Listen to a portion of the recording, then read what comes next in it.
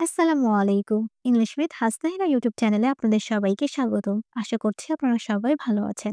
আজকের ক্লাসে আমরা একটা ইংরেজি স্টোরিকে রিড করার মাধ্যমে ইংরেজি শেখার চেষ্টা করব, যাতে আমাদের ইংরেজি রিডিংটা অনেক বেশি ইমপ্রুভ হয় এবং আমরা নতুন অনেক ধরনের ভোক্যাবুলারিগুলোকে জানতে পারি এবং কখন কোন গ্রামাটিক্যাল নিয়মগুলো ব্যবহার করতে হয় সে সম্পর্কে ধারণাটা নিতে পারি। ওকে, চলুন ক্লাসটা স্টার্ট করি।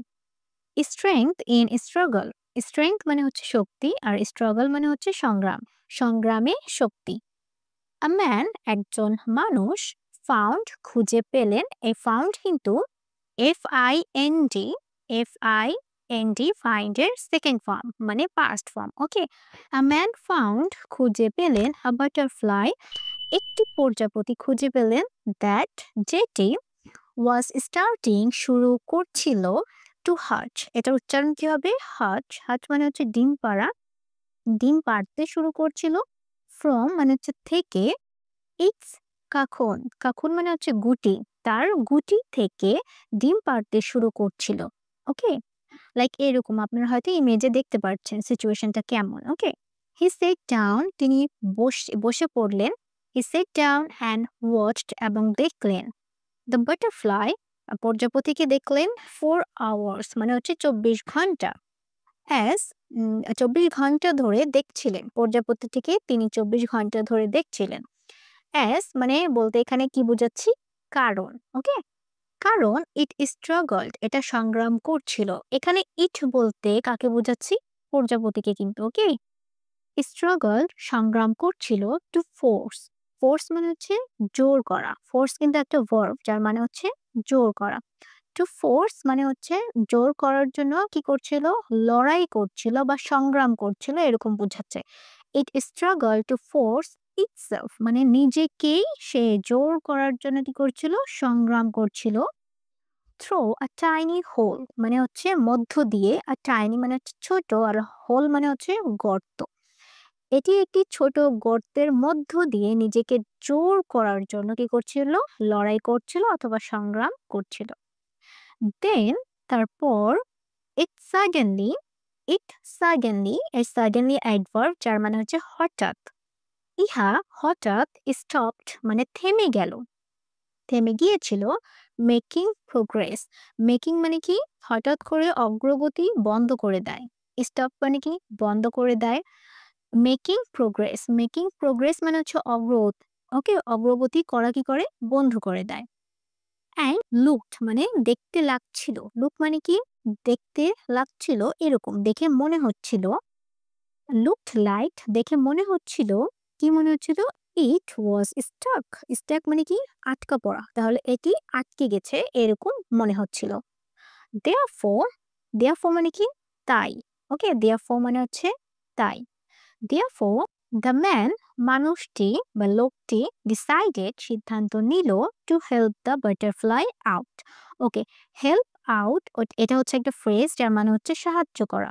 ওকে, decided to help the butterfly out মানে বাটারফ্লাইকে সাহায্য করার সিদ্ধান্ত নিল। হি টুক সে নিল। ওকে, এই টুক কিন্তু TAKE টেক, টেকের পাস্ট টেক টুক, আর এটা পাস্ট পার্টিসিপলের ফর্ম হচ্ছে টেকিং। ওকে, যেহেতু স্টোরিটা পাস্ট ইনডেফিনিটে আছে তাহলে কি হবে? হি টুক সে নিল। A pair of scissors, a pair of scissors মানে হচ্ছে এক জোড়া কাঁচি। ওকে, এটাই মানে কি? কাঁচি।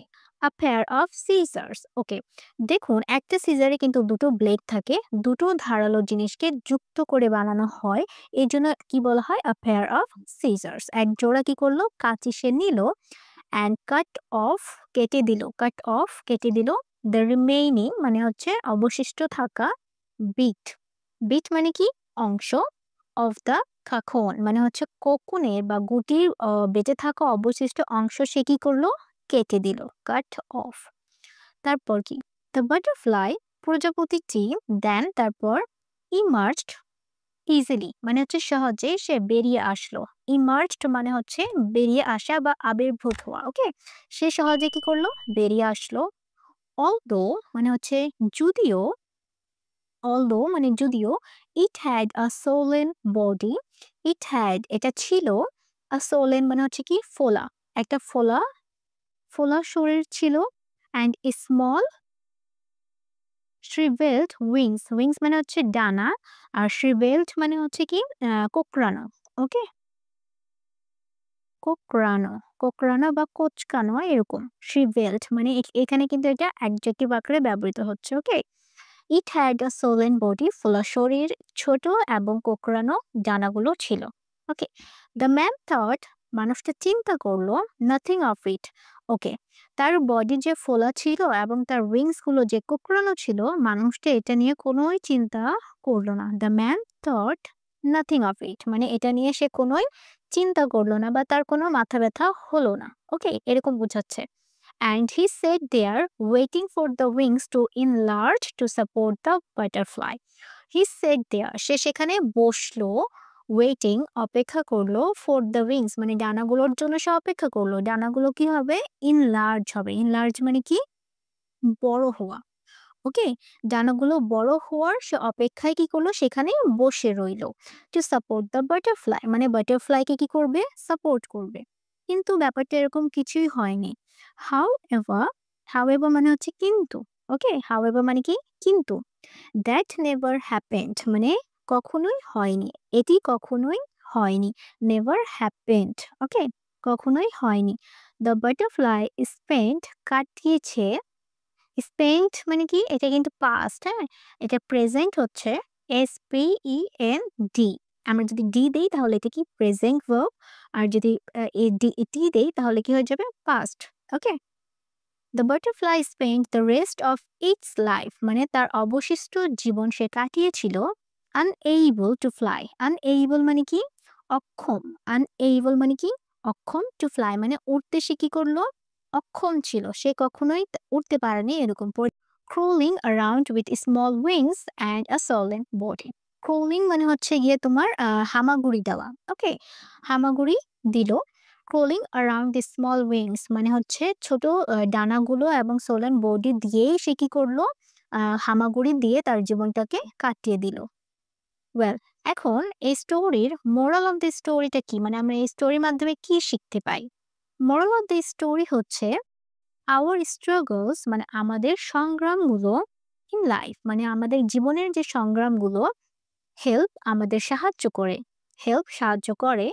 টু ডেভেলপ মানে হচ্ছে উন্নত করতে সাহায্য করে। আওয়ার স্ট্রেংথ মানে হচ্ছে আমাদের শক্তি। Well, এটার মানে কি? জীবনে আমাদের সংগ্রাম আমাদের শক্তি বিকাশে সহায়তা করে। ওকে, ডেভেলপ মানে কি? উন্নত করা বা বিকাশ করা। উইদাউট স্ট্রাগলস সংগ্রাম ছাড়া উই নেভার গ্রো আমরা কখনোই বেড়ে উঠতে পারবো না, আমরা কখনোই বড় হতে পারবো না। Okay, we never grow and get stronger কখনো শক্তিশালী হতে পারবো না এবং বেড়ে উঠতে পারবো না। আমাদের লাইফে স্ট্রাগলের ইম্পর্টেন্টটা খুব বেশি। আমাদেরকে স্ট্রাগল করলে কিন্তু আমরা আসলে জীবনে উন্নত হতে পারবো, উন্নতি করতে পারবো। সো ইটস ইম্পর্টেন্ট, এটা গুরুত্বপূর্ণ ফর আস মানে হচ্ছে আমাদের জন্য টু ট্যাকল চ্যালেঞ্জেস। চ্যালেঞ্জেস মানে কি? জীবনে চ্যালেঞ্জগুলোকে মোকাবেলা করা। ট্যাকল মানে কি? মোকাবেলা করা। Two tackle challenges on our own. জীবনের চ্যালেঞ্জগুলোকে মোকাবেলা করতে হবে অন আওয়ার ওন মানে হচ্ছে আমাদের নিজেদেরকেই আমাদের জীবনের চ্যালেঞ্জগুলোকে মোকাবেলা করা খুবই গুরুত্বপূর্ণ আমাদের জন্য। And not rely on help from others all the time.